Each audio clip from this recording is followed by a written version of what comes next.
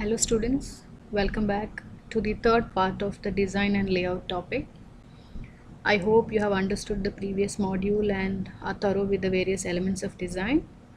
I would just summarize the previous module just for you to have a continuity for this particular module. We discussed the elements of design.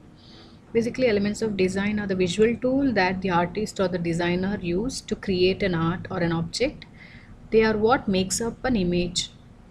So here we part of that we discuss line, shape, value, color, space and texture.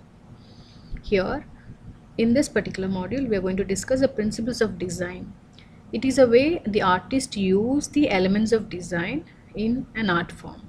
It is basically how we are arranging the elements. Like previous module we discussed elements, right? How we are going to arrange that elements, and there are particular guidelines or principles we need to use to arrange this. This module is about those principles of layout. So how are we going to balance what have been emphasized, and how are you going to apply what is important, what is not important. These are the things we are going to discuss in this module. So let's look into detail. In this module we are going to discuss the various principles of design used in designing and laying out a page. It applies for both magazine and newspaper.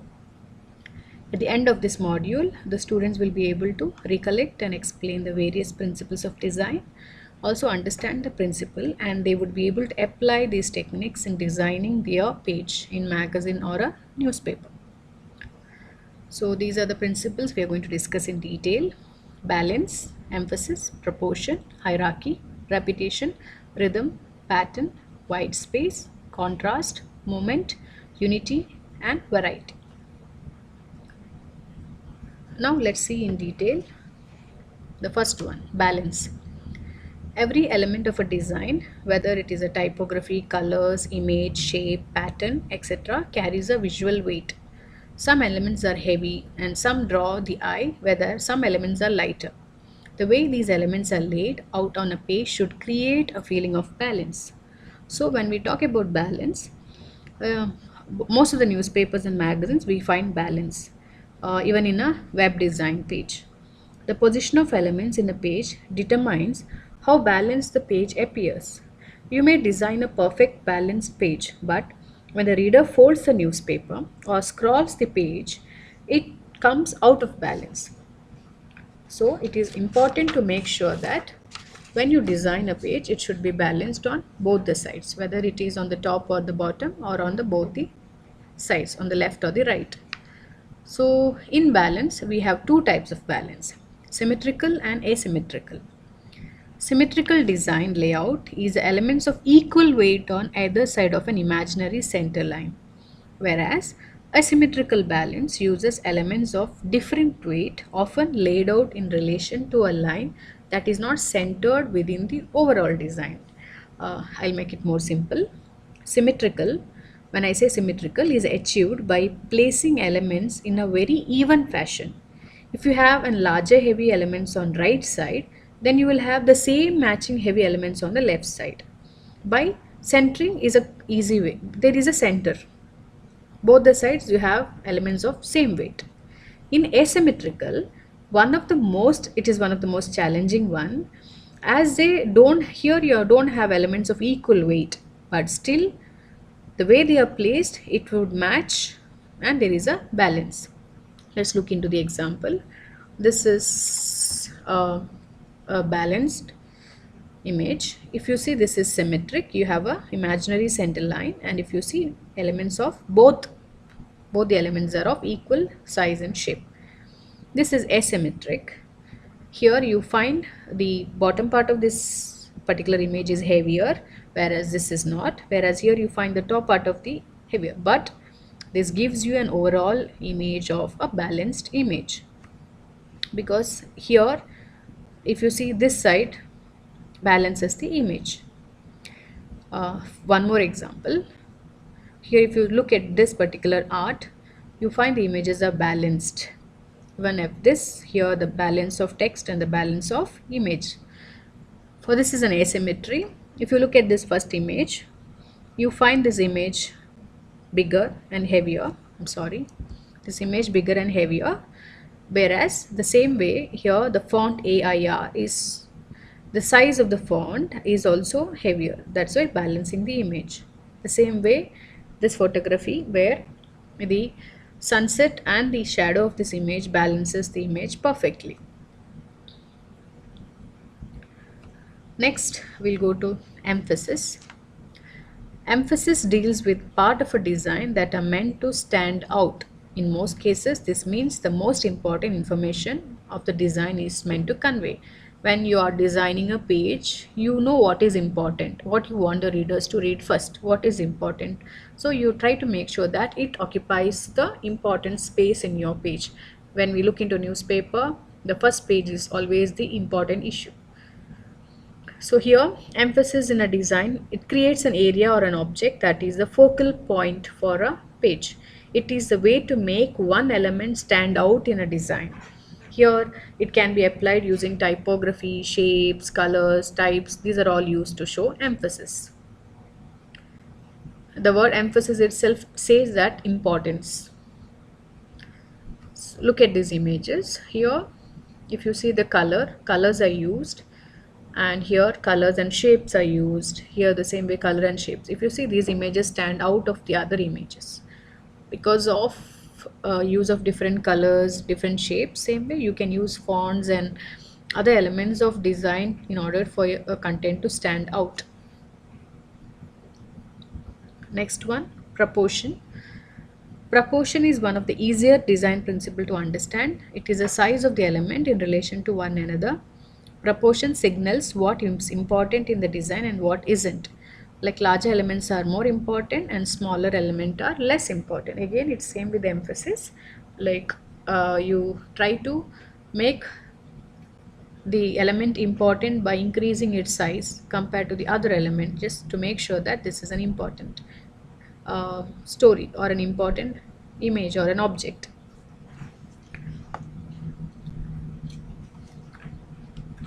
Then we go to hierarchy. It refers to the importance of elements within a design. The most important element should appear to be the most important. Here, hierarchy is mostly easily illustrated through the use of titles, headings in a design.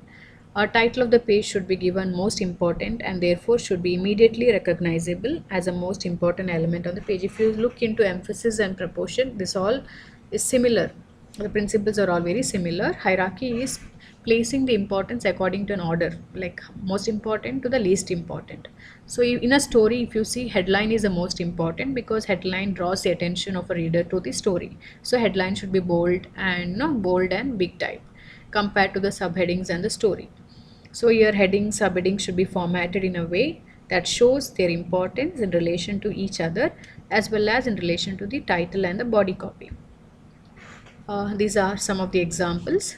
Again, if you see, read this particular is bigger, the type is bigger and bold compared to this. So when I look at this, my eyes goes to this first, read this first, then we read this, then it goes to this particular. That's a visual hierarchy. Here again, comparing these two, there's no hierarchy because you find there's a monotonous, the text is not differentiated by the size, shape, color or anything. Whereas if you, here you find there is a bold type, there is a text, there is again a subhead, then again there is a color differentiation. So you find this compared to this has hierarchy and this doesn't have a hierarchy. Again, the background color can be used to make an object stand out. Then we have repetition. Repetition is a greater way to reinforce an idea. It is also a way to unify a design that brings together a lot of different elements. When you repeat design elements or graphics or a type consistently within a document or within a newspaper, you're going to give a readers a sense of continuity. Example, when you make a page number appear in the same, and you also locate a page on the each page and use the same font size, use the same header, and here the reader will be able to locate the page. Okay, they would be able to locate this particular page in a particular section because every day The newspaper has the same font, same design, same pattern, thus giving a kind of this is a repetition. Like if you look at all the newspapers, most of the design and elements are repetitive, so that I will be able to recognize this is Times of India, or this is the Hindu, or this is the Deccan Herald, because of their design pattern or because of their overall outlook. So that is called as repetition, thus able to recognize the entire paper or particular element of a paper.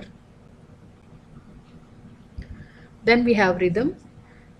Space between repeating elements can cause a sense of rhythm to form, similar to the way the space between notes in a musical composition create a rhythm. Here it is talking about when things are repeated, the space between these kind of create a rhythm, create a kind of a movement. Here there are five types of visual rhythm: random, regular, alternative, flowing, and progressive. This is mainly for when we talk about design principles.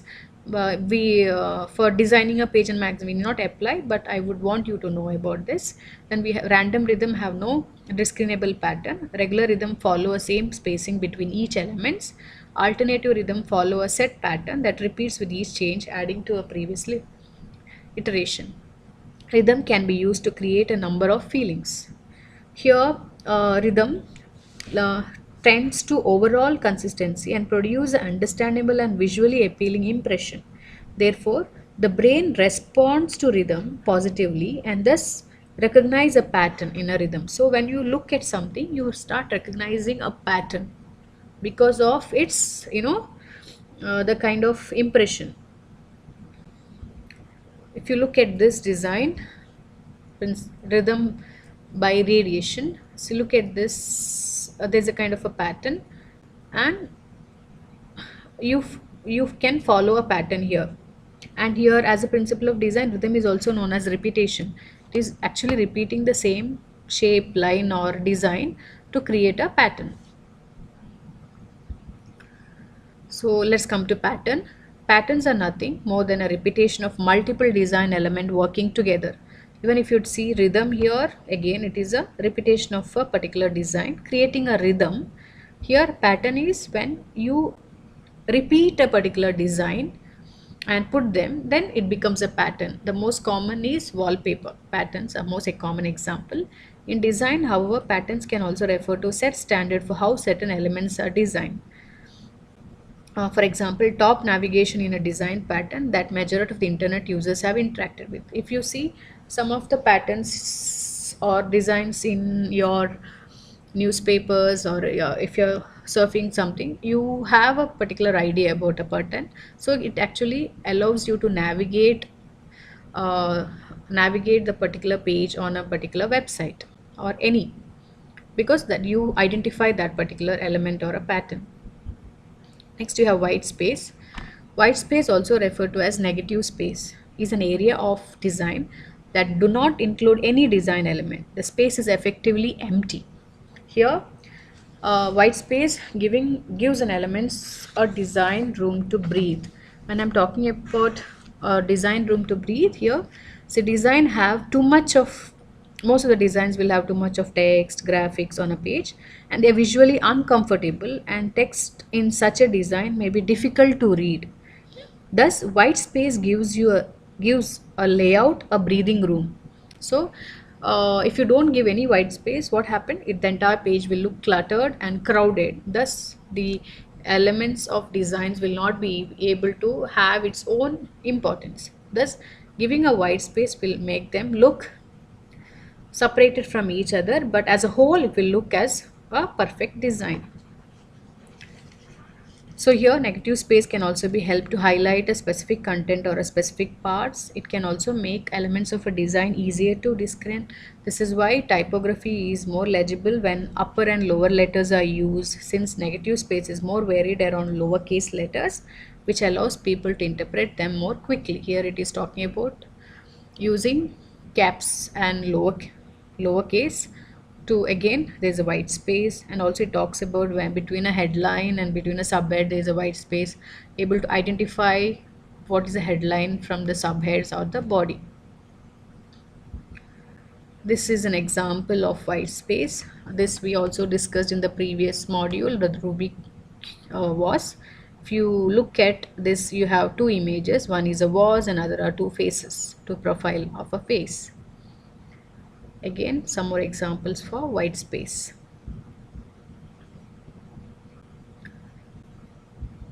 Next we have is contrast.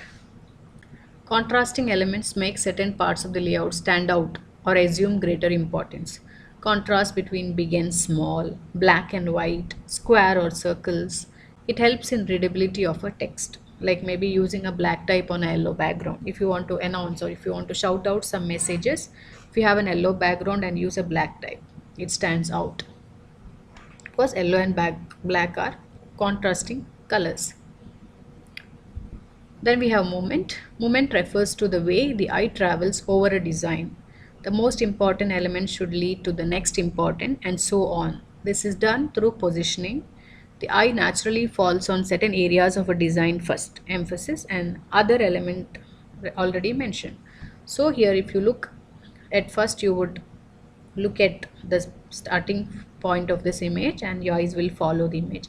So then there is a particular pattern which is followed, and there is a, because of that, there is a movement of the image. Even if you look at a newspaper, where you will look at the top part of the newspaper first, because you know it is most important, then your eyes moves to the below where you have the less important news, and you have an advertisement, mostly an advertisement, which follows in the front page of a newspaper. Then we have variety. Variety in design is used to create visual interest. Without variety, a design can quickly become monotonous, causing the user to lose interest. Imagine a newspaper without no colors, no design, no illustration, just text. It will be very, very monotonous. In order to create variety, you can use colors, typography, images, shape, virtually any other design element to make it look appealing and reader friendly. These are some of the examples of variety using colors, shapes. Then we have proximity, the last principle, proximity or unity. Closeness or proximity creates a bond between design elements. Here it creates elements that support each other. It creates a kind of each element support each other. Through unity, here viewers should see the whole and then the sum of the parts. All these parts are put together. Each part has its own importance, but when you look at the whole, it should look as one. That is what it called as unity. Designs with good unity also appear to be more organized and of higher quality and authority than designer with poor unity. Unity occurs when all the designs and compositions are related to one idea. Text, color, designs, font, etc. are used to create this. If you see, these are colors, these are shapes of different size, but when it puts together, it creates a sense of whole, a design, a pattern. To conclude, several principles can guide designer to make visual design decision. However, these principles provide a brief guideline and do not answer specific design needs. Indeed, design is not a collection of formulas that, if followed and applied, ensures effective results or same results. In order to improve one's design judgment and sense, a designer should maybe look into what others are doing, what others are experimenting, or again, it's not just about using these principles. One should have a judgment over what is good and what is bad. So analyzing the actual visual image process could bring new knowledge to the field and would also help designer to make optimum design judgment along with an existing studies or a principle of visual design. So here, if you see, these principles can, for the sake of using, you need not use all the principles. You should know what is better or fits better to your design, or what is a requirement for your page, and based on that you can design the page. Okay, some of the examples of some of the best design page in the world, I've just chosen few. Let's look into that. This is El Economista from Spain. Uses a very traditional, subtle and unique newspaper layout. Notice how well the typography reflects the weight of the single article. Infographics support the content, and headlines are surrounded by huge amount of white space.